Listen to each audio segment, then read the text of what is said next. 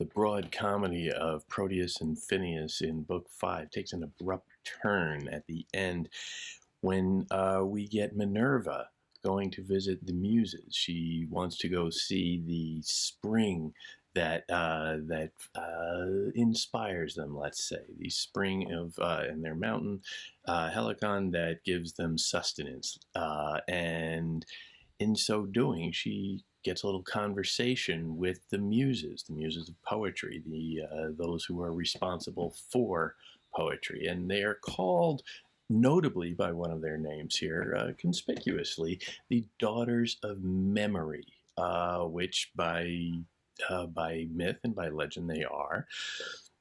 The association with memory and poetry is made somewhat acute in this very tiny little anecdote of this visit, where they strike up a conversation, and the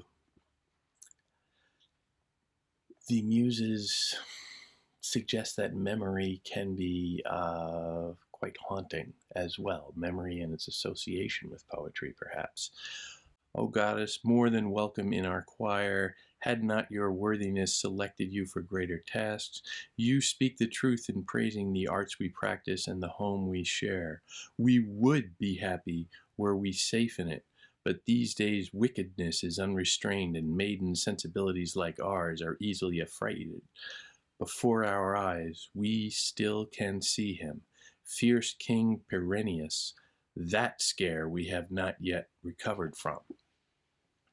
And we learn that Perennius had attempted to, rape them. Perhaps did, and they are seemingly quite haunted by this. And they narrate how the one day when they were they ran into the king when it was raining out, and he said, come on inside. I have a nice home. You can take shelter from the storm. And they were wary, but they did. When the storm cleared, they wanted to leave, and he resisted. And the memory of a past encounter is clouding them and making them quite paranoid. And they put on wings to fly away, to get away.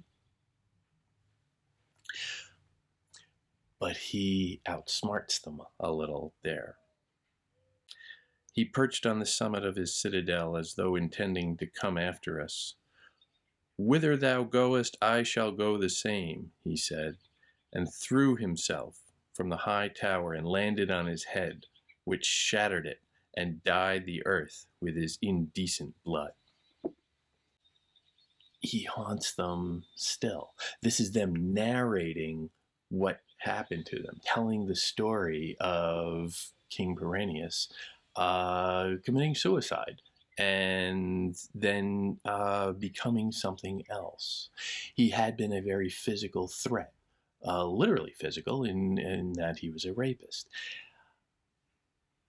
But now he's more than that. He has transformed from the physical to something insubstantial, but every bit more. They say very specifically at the beginning that before our eyes we still can see him. This is after he's died.